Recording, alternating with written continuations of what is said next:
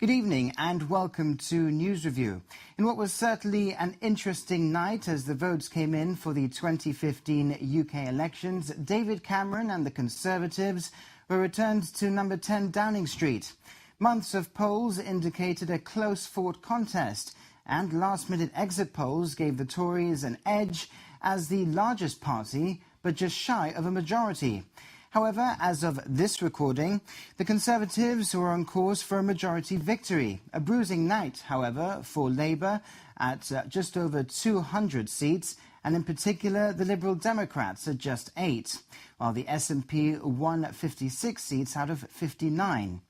In other news, closer to home, the Chief Minister announced the creation of an Economic Advisory Council to be named Gibraltar 2025.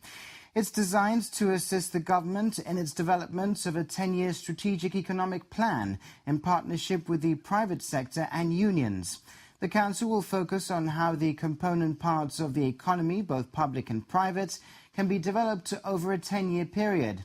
Specialist subcommittees will tackle efficiency and waste in the public sector, Gibraltar's tourism and retail product, financial services and gaming, and the development of the port.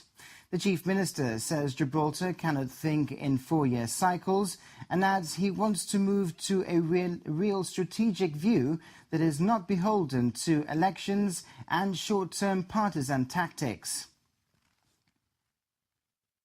The Gibraltar International Bank opened its doors Tuesday morning, with CEO Lawrence Podesta telling GBC the first day of business had gone very smoothly.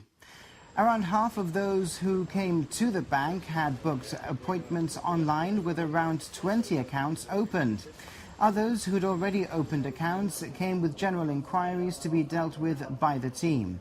Mr. Podesta said the feedback from actual and potential clients had been very positive, with the day a celebration for everyone at the bank.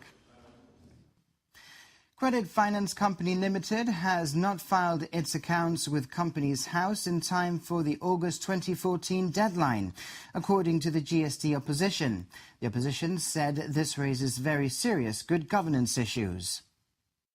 The GST refers to the Chief Minister's opinion piece in yesterday's Chronicle and believes he doesn't address any of the fundamental questions about the use of credit finance to circumvent legal borrowing limits, or on the risk associated with credit finance. The GSD says all that is revealed is that £355 million have been transferred to Gibraltar Investments Holdings, £50 million have been loaned to unidentified third parties, and £25 million has funded the commuted pensions of civil servants. It says it's not true to say that all this happened under the GSD government, and adds that none of this was allowed by the Gibraltar Savings Bank Act until the law was changed in 2012. It also says the principal auditor doesn't audit any of the companies owned by the government. The GSD concludes that the GSLP Liberal government is simply breaking its promise of transparency, and that democracy demands more. The government this week said the latest remarks attributed to the Spanish Foreign Minister, José Manuel García Margallo, demonstrate once again that he is entirely obsessed with Gibraltar. Mr. Margallo was quoted as having said that in the event of the UK leaving the European Union and Gibraltar choosing to remain inside, he would have to resurrect the joint sovereignty formula that has been discussed in the past. In response, the Deputy Chief Minister said there is no prospect whatsoever, even if we were faced with a full UK exit from the European Union, that Gibraltar and the Gibraltarians would be prepared to compromise on sovereignty. Dr. Joseph Garcia said Europe matters to us, but we will not allow others to blackmail us over our identity. He said Mr. Margallo's dream of a Spanish Gibraltar will only ever remain a dream. Education this week became the latest battleground between the government and opposition. The GST says that instead of spending millions on an extension to number 6 Convent Place, the money should have been spent on refurbishing schools. But the GSLP Liberals have countered that they've invested more in education than the GST ever did. When it comes to education, we won't be taking any lessons from the GSD, the Minister for Education, Gilbert Likudi, has declared.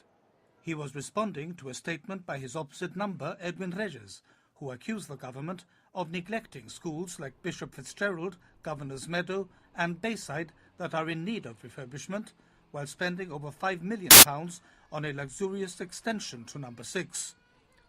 Mr. Reyes says the Chief Minister, Fabian Picardo, was very critical of a far more modest refurbishment of number 6 when Sir Peter Caruana was in office, and accused the GSD of being addicted to debt.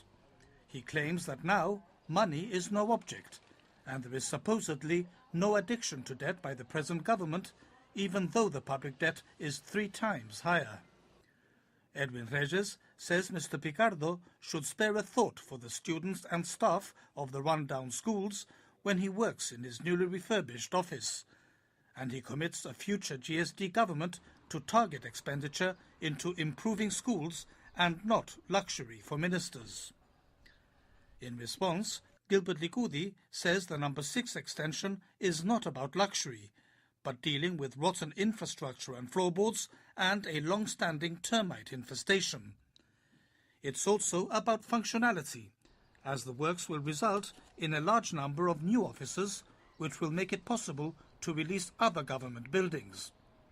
He claims that the GSOP Liberals have invested more in education than the GSD ever did, having already built 2 new schools and employed 47 new teachers. The plans for the future, he says, involve refurbishing and reprovisioning the schools mentioned by the opposition, as well as others. Mr. Likudi notes that the government is investing in a university, something that the GSD never did, and has also made funding available for postgraduate education.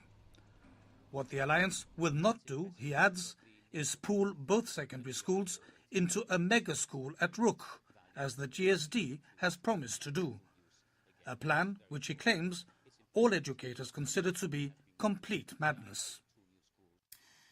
The government and opposition also clashed over the impact of the debate over the liquid natural gas power station in the international press. The opposition said it won't be taking any lessons from the GSOP Liberals, given that they were the ones who plastered the Dr. Hiraldi allegations all over Antena 3. In any case, says the GSD, in a modern democracy, it is the duty of opposition parties to hold the government to account on behalf of the people.